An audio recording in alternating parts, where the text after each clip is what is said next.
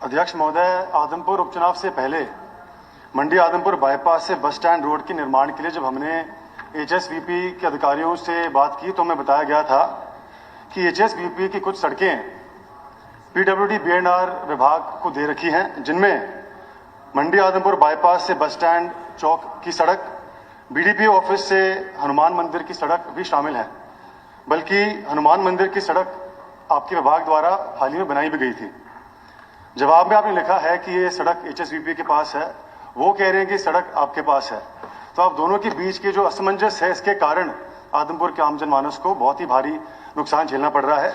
मेरी आपसे प्रार्थना है कि इस कंफ्यूजन को सुलझाया जाए और यदि ये सड़क एचएसवीपी के पास है भी तो भी इसको बीएनआर के अंदर लाकर इसका निर्माण किया जाए, क्योंकि आपके पास बजट भी ज्यादा है। साथ ही मंडी आदमपुर से सदलपुर रोड, मंडी आदमपुर से काबरेल वाया सीसवाल रोड, हिसार से बगला घुड़साल रोड के निर्माण के जवाब में आपने लिखा है कि ये वर्तमान में आपके विभाग के विचाराधीन नहीं है। मेरी आपसे प्रार्थना है कि गंभीरता के साथ और तुरंत प्रभाव के साथ इन सड़कों पर विचार किया जाए, क्योंकि ये हमारे हल्के की सबसे मुख्य और सबसे महत्वपूर्ण मार्गों में से हैं। यदि मैं कहूं कि ये जो तीनों सड़कें हैं, ये आदमपुर हल्के के 80% गांवों को मंडी आदमपुर से जोड़ते हैं तो शायद गलत नहीं होगा। रोजाना हजारों की संख्या में यहाँ पर आम जनमानस यात्रा करते हैं, लेकिन दुर्भाग्यपूर्ण यहाँ पर खड्डे ज्यादा और सड़क कम है। तो मेरी आपसे प्रार्थना है और सवाल भी है कि इन सभी मार्गों का निर्माण कार्य कब शुरू होगा, इनका एडमिनिस्ट्रेटिव अप्रूवल सरकार द्वारा कब तक मिल पाएगा? अध्यक्ष महोदय, माननीय सदस्य ने जो बात रखी है कि एक कॉन्फ्लिक्ट है कि एचएसवीपी या पीडब्ल्यूडी ओनरशिप किसकी है, ये क्लियर हो कि ओनरशिप एचएसवीपी की है।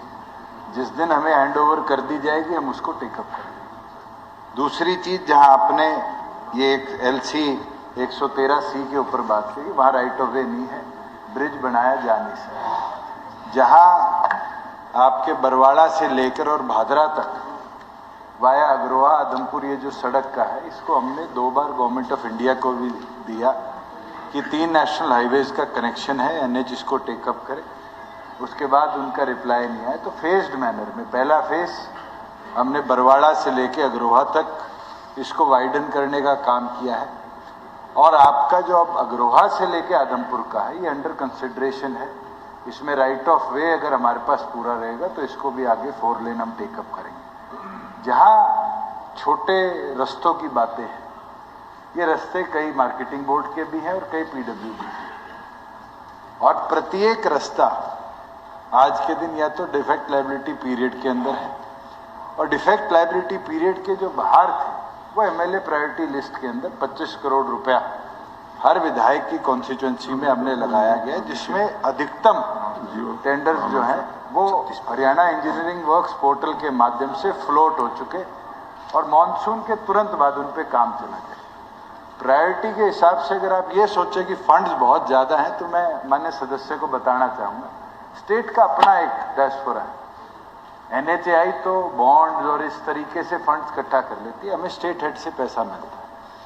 और इस बार 3200 और 3400 करोड़ के बीच में रोड इंफ्रास्ट्रक्चर फंड्स था, जिसमें से 2400 करोड़ रुपया तो सिर्फ एमएलए 25 करोड़ प्रायोरिटी में हमने लगाया है।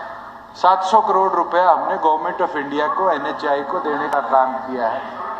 और उसके साथ साथ जो मेजर रोड डेवलपमेंट वर्क्स हैं उसके ऊपर हम प्रायोरिटी के साथ काम कर रहे हैं। जो भी माननीय सदस्य ने बात रखी है इंटरनल रोड्स की, अगले साल के बजट के अंदर हम प्रयास करेंगे कि उनको हम देखें। शांति चौक रेलवे फाटक नंबर 113C पर जो अंडरपास का निर्माण होना है, उसके जवाब में भी आपका जवाब आया था कि ये आपके विचाराधीन नहीं है।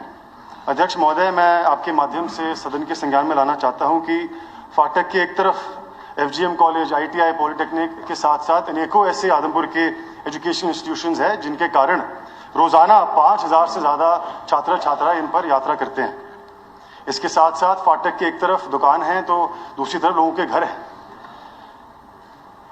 ये सरकार का दायित्व बनता है कि हम लोगों को सुविधा प्रदान करें, उनको कंफर्ट प्रदान करें।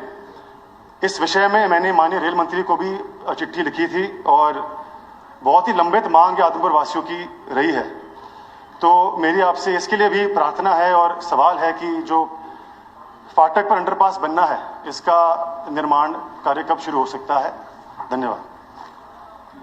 महोदय, माननीय सदस्य ने जब क्रांति चौक की बात करी, ये एक प्रोजेक्ट है जो अभी तक टेकअप नहीं किया गया। पर माननीय सदस्य ने ये नहीं बताया कि 3 फाटक जो और थे आदमपुर के, उनको हमने रेलवे ओवरब्रिज के माध्यम से कनेक्टिविटी बेहतर करी और क्रांति चौक से मेरे ख्याल से 100 मीटर दूर ही रेलवे ओवरब्रिज कंस्ट्रक्ट हुआ है, जिसकी वायबिलिटी बहुत अच्छी है क्योंकि वहाँ लैंड हमारे पास थी, काम चल रहा है, 80% के लगभग काम कंप्लीट भी हो गया और मैं ये मानता हूँ कि बाय दिसंबर उसको पूरी तरह फंक्शनल कर दिया जाएगा। जो आप कह रहे हैं कि दुकानें हैं, मोटरेबिलिटी है, कॉलेजेस हैं, 100 मीटर की डाइवर्जन के बाद फिर आने वाले समय में ये दिक्कत आदमपुर को नहीं रहेगी।